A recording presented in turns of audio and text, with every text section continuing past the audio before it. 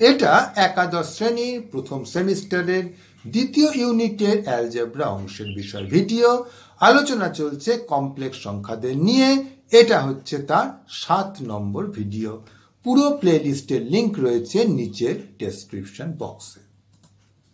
এইবার আমরা কমপ্লেক্স সংখ্যাদের উপর বিভিন্ন বীজগাণিতিক সূত্র প্রয়োগ করা শিখব। আমরা আগেই বলেছি যোগ বিয়োগ ইত্যাদির সব সূত্রই ঠিক আগের মতোই, মানে বাস্তব সংখ্যাদের মতোই, খালি একটা জিনিস বাড়তি আছে, সেটা হচ্ছে i² সমান -1। যেহেতু আগের সূত্রগুলো এখনো সমানভাবে বলবৎ আছে, তাই a + b² a² - b² a + b³ ইত্যাদি যা যা সূত্র ছোটবেলায় শিখেছিলে তারা এখানেও আছে। আশা করি এই সূত্রগুলো ভুলে যাওনি। নেহাত যদি ভুলে গিয়ে থাকো তাই একবার মনে করিয়ে দিচ্ছি। আর এগুলোর মধ্যে তুমি যদি b এর জায়গায় -b বসাও তাহলে আরো কিছু সূত্র এসে যাবে, তাই সেগুলোকে +-b করে দেখালাম। এইবার এই সূত্রগুলো প্রয়োগ করে কিছু কমপ্লেক্স সংখ্যার অঙ্ক করে দেখাই। আমরা প্রথমে a + b² এর সূত্রটা ব্যবহার করব। ধরো 3 + 5y² এটা আমরা বার করতে চাই।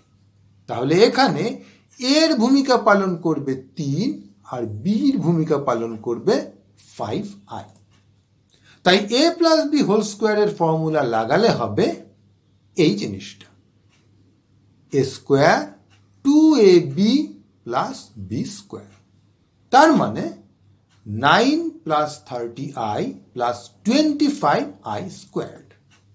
এখন i² আমরা জানি -1, তাই এটা আসলে হচ্ছে 9 + 30i - 25, আর সেটা হয়ে যাচ্ছে -16 + 30i। ভালো করে বুঝে নাও ধাপগুলো, দরকার হলে ভিডিওটাকে পজ করে নিতে পারো। এবার আরেকটা উদাহরণ দেখাই। এবার আমরা কাজ করব a - b³ এর ফর্মুলাটা নিয়ে। আমরা এই সূত্রটা ব্যবহার করে যদি 1 - i³ বার করতে চাই তবে পাবো এই জিনিসটা। এর মধ্যে এই যে 1³ সেটা হচ্ছে আসলে 1। একইভাবে এই অংশটা হচ্ছে 3 আর এই অংশটাও 3। তাহলে এবার লক্ষ্য করো যে আমার একটা i² এসেছে।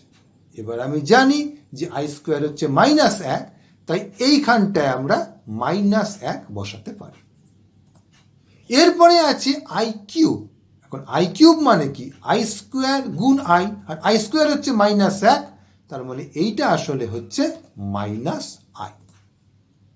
তাহলে রিয়েল অংশটা কি হচ্ছে? পুরোটা 1 থেকে 3 গেলে -2, আর ইমাজিনারি অংশটা হচ্ছে 3 + 1, কারণ দুবার মাইনাস আছে তাই মাইনাসে মাইনাসে প্লাস হয়ে 1 হলো। তার মানে -3 + 1 মানে -2। তাহলে ভালো করে বুঝে নাও ধাপগুলো কি করে করতে হয় সূত্র প্রয়োগ করে। এবার ডেসক্রিপশন বক্সের লিঙ্কে ক্লিক করে একটা পরীক্ষা দিয়ে ফেলো।